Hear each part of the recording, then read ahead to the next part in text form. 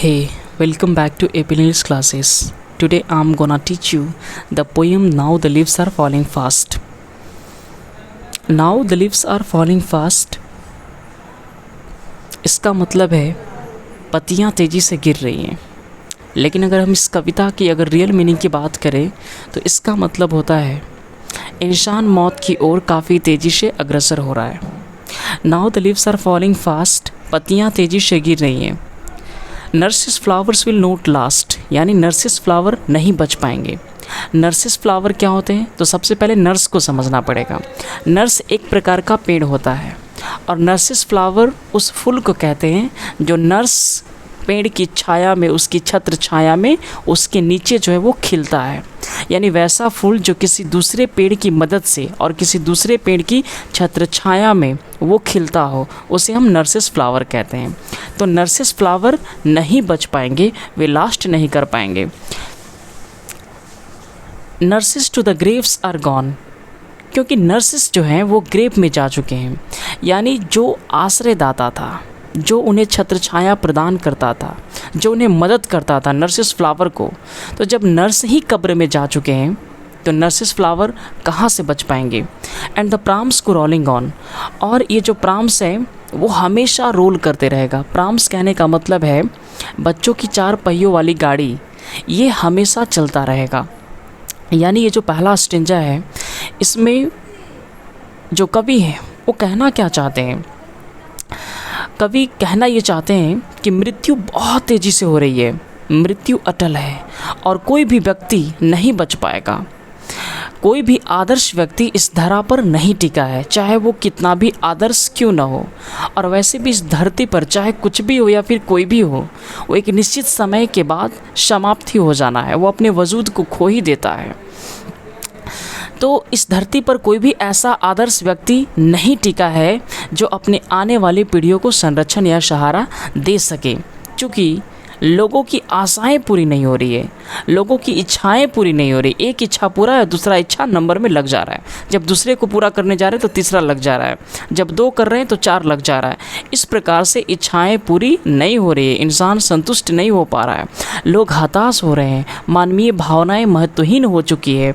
और इसके बावजूद भी हम यही कह रहे हैं कि जो जीवन चक्र है वो चलता रहेगा, यानी प्राम्स घूमता रहेगा। एक बच्चे का जन्म होगा, वो जवान होगा, बुढ़ापा में चला जाएगा, उसकी मौत हो जाएगी, फिर से एक बच्चे का जन्म होगा, फिर वो जवान होगा और फिर से वो बुढ़ा हो जाएगा, और फिर इस प्रकार से ये जो जीवन चक्र है वो चलता रहेगा। तो ये था पहला स्टेंजा।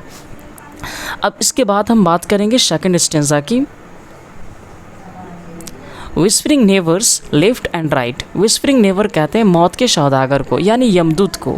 तो विस्परिंग नेवर जो है वो लेफ्ट एंड राइट, यानी हमारे इर्द गिर्द घूम रहे हैं, वो लेफ्ट एंड राइट कर रहे हैं। Pluck us from the real delight, वो हमें प्लक कर लेते हैं हमारे वास्तविक खुशी से।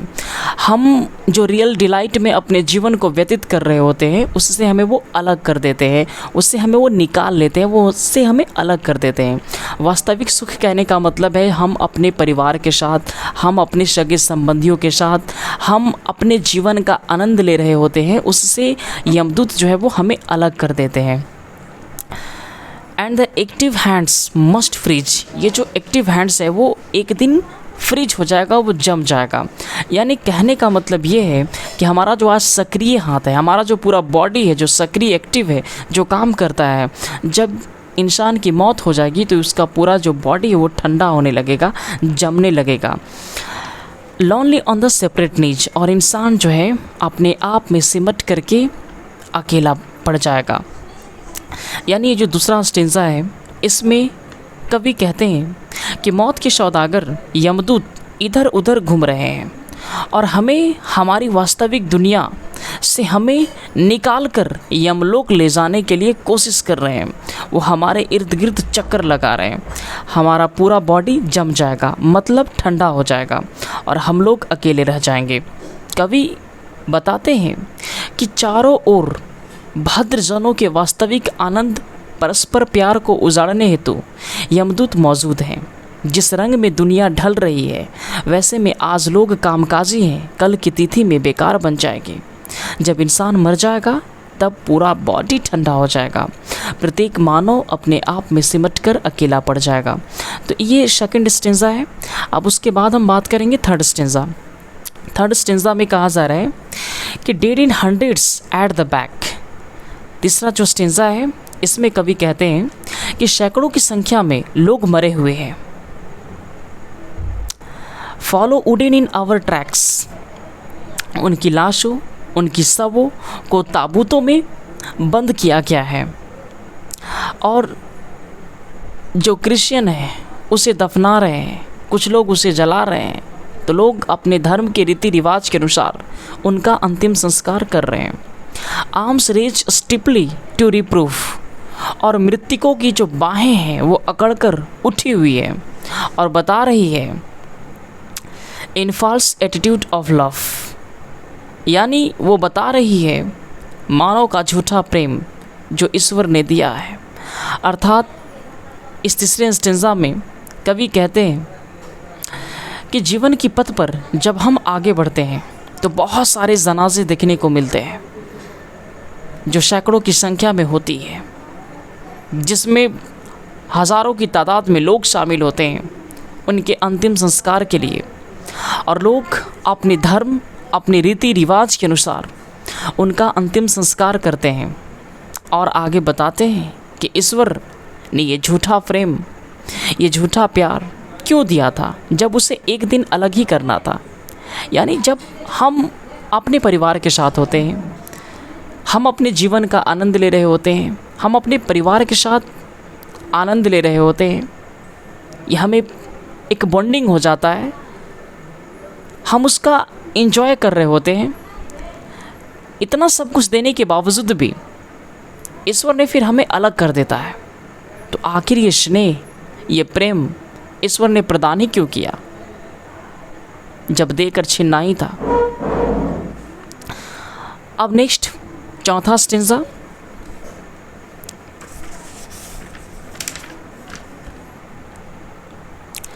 अ starving through the leafless would. इस स्टेंजा में कवि कहते हैं कि ऐसा लग रहा है कि पेड़ भूख से मर रहे हैं। अ स्टार्विंग का मतलब भूख से मरना। Trolls run scolding for their food. वे अपने भोजन की तलाश में घूम रहे हैं। And the Nightingale is dumb. अब तो बुलबुल भी चुप है, यानी चारों तरफ सन्नाटा पसरा हुआ है। And the angel will not come. Angel अब नहीं आएंगी, यानी अब कोई परी यहाँ नहीं आएगी। अर्थात कवि कहते हैं कि भूखे दरिंदे भद्र जनों को सताने के लिए, गुड पीपल को सताने के लिए, उनको टॉर्चर करने के लिए, उनको लूटने के लिए इस दुनिया में अपने शिकार की तलाश में भटक रहे हैं। वो हमारे चारों तरफ इर्द गिर्द वो घूम रहे हैं। और ऐसे बैड पीपल हर जगह हैं, हर सिविलाइजेशन में है, दुनिया के हर हिस्से में है। वो अपना चक्कर लगा रहे हैं अपने शिकार की तलाश में, हमें लूटने के लिए, हमें सताने के लिए। और भद्र जनों के पास विरोध करने के लिए क्षमता नहीं है, यानी जो गुड पीपल है वो चाह करके भी उनका विरोध नहीं कर पा रही है। और कहते हैं कि दुनिया अत्यंत विकृत हो गई है, इसलिए कोई भी देवदूत इसकी रक्षा करने नहीं आएगा। आखिरी स्टेंजा, इसमें कहा जा रहा है कि कोल्ड इम्पॉसिबल अहेड। ठंड आगे बढ़ती जा रही है और वो इम्पॉसिबल होता जा रहा है, सहना असंभव। List the mountains lovely hate. आगे पहाड़ों की छोटी छोटी चोटियाँ हैं जिसे चढ़ना भी इम्पॉसिबल हो रहा है। इम्पॉसिबल इसलिए हो रहा है क्योंकि ठंड लगातार आगे बढ़ती ही जा रही है। Whose white waterfall could bless. और अब हमें ईश्वर ही बचा सकते हैं, यानी वाइट वाटरफॉल से जो पहाड़ों से आ रही है झरना, वाइट वाटरफॉल, वही हमें ब्लेस दे सकती है, वही हमारी भूख मिटा सकती है, हमारे प्यास को बुझा सकती है। Travellers in their last distress. यात्री अब अपने आखिरी पड़ाव में है।